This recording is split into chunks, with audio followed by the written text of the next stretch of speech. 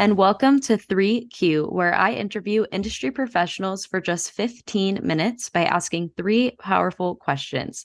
I'm your host, Rachel Vogel, and joining me is Will Tenney, founder and CEO of SunPop Music. He's a Forbes 30 Under 30 honoree, music industry executive, entrepreneur, record producer, and multi-instrumentalist. At SunPop, he's independently sold more than 300,000 records with artists like Sara Bareilles and Jake Miller. And prior to its launch, he spent 6 years as the head of streaming strategy and promotion at Crush Music, where he oversaw campaigns for artists like Lorde, Miley Cyrus, Panic at the Disco, Lennon Stella, and Green Day. As an artist himself, Will has toured North America with artists like Lauv, Cash Cash, and Parachute, and he currently plays in the band Exit. So, Will, it's so great to have you here. How are you? Hey, thanks for having me. We're happy to be here. Well, with that said, are you ready to jump into question one? Yeah, let's rock. Imagine for a second you're sitting down with your 25-year-old self. What one piece of advice would you give him on a personal note? And what one piece of advice would you give him from a business perspective? These are deep questions, Rachel. Well, I think from a business perspective, what I would remind my 25-year-old self, because I was probably already thinking about this a little bit, is that the only person that is really has any interest in your success really is you. And I think that's important for people to remember as they enter the corporate music business. A lot of higher ups will tell you, we have you on a track, we're looking out for you, et cetera. And most of the time people have good, your best interest at heart. That's true. But it's important for people to remember that ultimately it's up to you. So many people in the music business in particular get stuck in a cycle. I mean, we're notorious in the music business for having 30-year-old assistants, which is not okay, by the way. Those people are killers and probably excellent at their jobs and should not be assistants at 30 years old. And so you need to advocate for yourself. And sometimes that means leaving the company you feel loyal to, or doing your own thing, or a combination of the two. So that's what I would say on the professional side. On the personal side, I would probably just remind my 25-year-old self that as much as you love the music business and as fun as it is to get wrapped up in this thing that we do, at the end of the day or once a week or whenever, just try to tap in and remind yourself that there are bigger things out there. This isn't the be all end all. And there are more important things in life. As important as this is to me, meeting my wife and talking about family, et cetera, puts it all in perspective. So at the end of the day, when you think it's the end of the world because all your artists are running around on fire and so-and-so is not calling you back and the label's yelling at you, just remember that there's bigger things. The world keeps spinning. The world keeps spinning. So was there any pivotal moment that led you to creating SunPop? Well, I always knew I was going to be in the music business. We were talking about this a little bit before we started. I'm a unique human, I think, in that while other kids were trying to be firefighters or astronauts when they were 5, I was like, I want to be a record executive. And all the parents were like, this kid is weird. So I always knew I was going to do it. It was just kind of a question of when and how. I first started SunPop in 2015, after I had spent 2 years working at an investment bank, sort of piling away money to start this business. And sort of to go back to what we talked about earlier, I had been presented with an industry job as well on the assistant side. And while it was probably would have been a great learning opportunity for me, the offer, from this other job that I had, was going to pay me 6 years salary as that assistant. Mm-hmm. And so I was like, you know what, I'm going to still try to learn as much as I can, or as I would have if I was that assistant, but I'm going to pile away this money so that I can do it for real, in 15 months or whatever. So I first started it in 2015.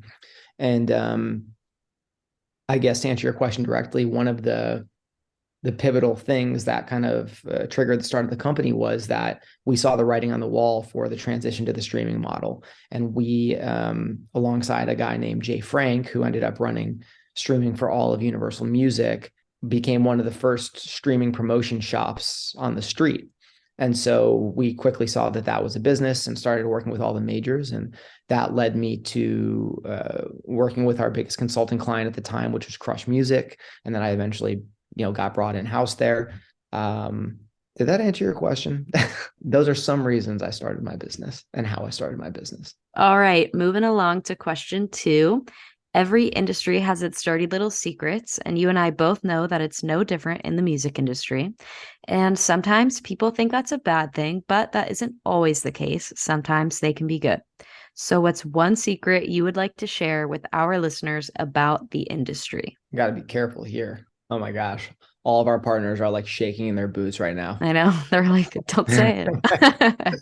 Let me think of something relatively safe. I think a secret that I would share with listeners that I feel like most people don't know is that nothing really happens for real in the music business unless it's part of the system. And to elaborate on that a bit, I'm talking about the system is just like the existing music business infrastructure, labels, partners, agents, lawyers, managers. A lot of people that are successful in other businesses or that are new to the business come into music and they think they can be successful without like playing the game, if you will. Like, we're going to do it on our own. Like, we don't need the old stuff or whatever. And to some degree, that's fine. But in my opinion, nothing is truly big unless it's to some degree part of the system. And I was a huge offender of this, like growing up, super interested in the music business and a young, arrogant man, as we are. And we apologize for that. I said, I'm going to work harder. I'm going to be smarter.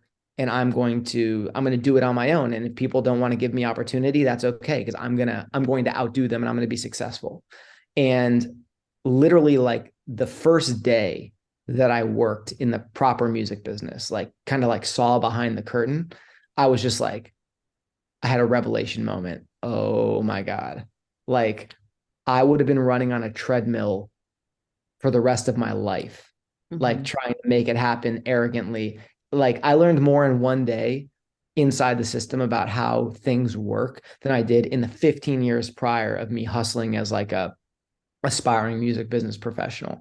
And from that day forward, I had really great perspective about, listen, the evils of the music business exist, whether you want to acknowledge them or not. So it's up to you to decide how you're going to work with those realities in a way that, it is honest to you in the project. In short, what I'm saying is, you have to have one foot in the music business. You can't do it on your own, and you can do a lot of things on your own, but yeah.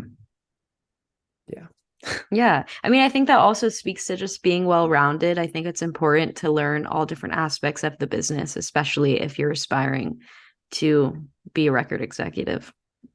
Totally. And like, it's so funny. And a lot of times I talk about this in my classes or whatever, and people say, oh, well, this is when I get all the time, right? Everyone says, oh, well, what about Chance the Rapper?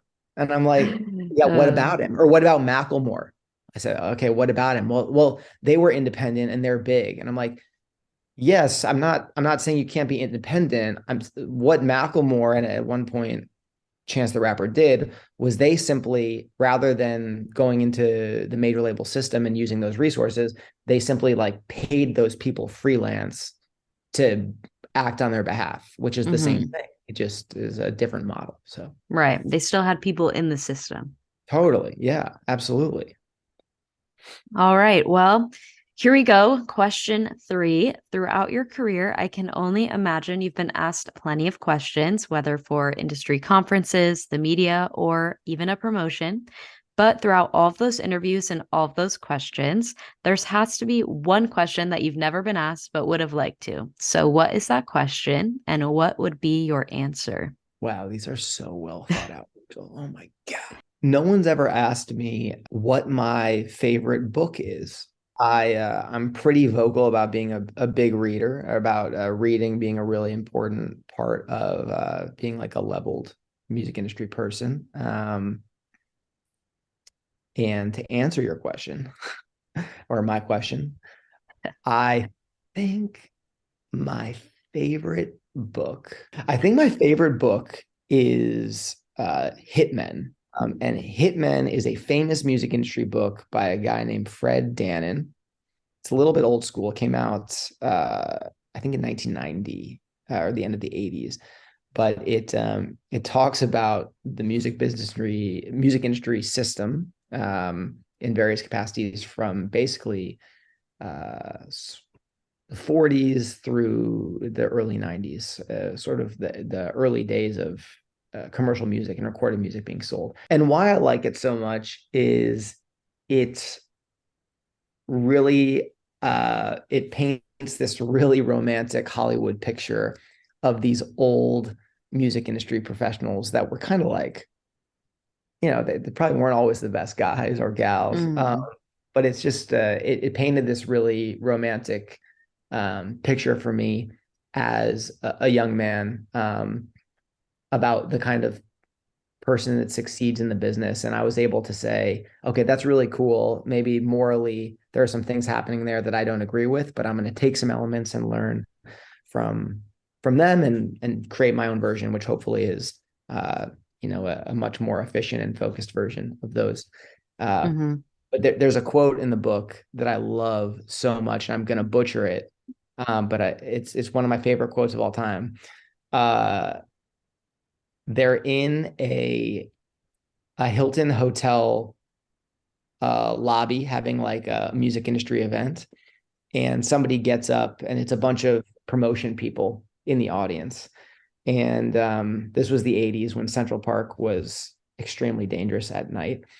And someone gets up on the stand and he says, he says, "Oh my gosh, like what a room of absolute like killers." And then he looks and he says, "To the non-music industry people, I want to let you know, you would be safer sleeping in Central Park tonight than you would be on the panel with this group of cutthroats." And I was like, my gosh. I was just like, something about that just made me like this, like whatever it takes attitude to get the job done.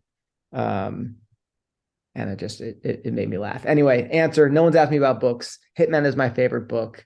There you go. We did it. All right. Well, you're gonna have to send me your reading list. We'll have to drop it in the description of this episode. Actually, I do. If for anyone listening, I have like an informal book club. So what I do is when I'm done with the book, post it on my Instagram story.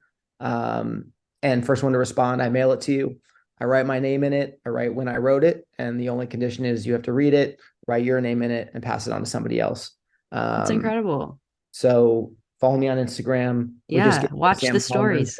Yeah, watch the stories. I probably won't give away my copy of Hitman because it was I have someone's copy from Atlantic from Elektra in the 90s, which is super cool. But we just gave away Sam Hollander's book. We just gave away Butch Walker's book. We're giving them away all the time. So follow and take a look. Amazing. Well, Will, it's been so great having you on tonight. Thanks so much for taking the time. To everyone listening, I know you enjoyed tonight's episode, so stay tuned for next week's episode of 3Q, where I interview industry professionals for just 15 minutes by asking 3 powerful questions. See you there. Rachel, we appreciate you. Thank you.